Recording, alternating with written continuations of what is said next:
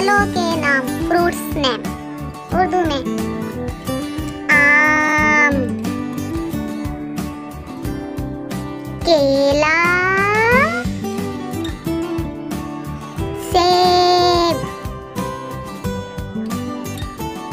अनानास, स्ट्रॉबेरी,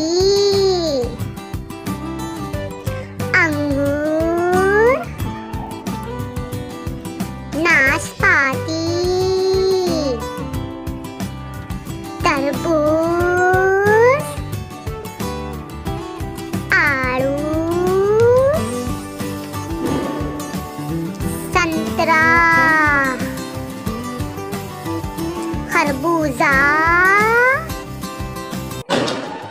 नारियल।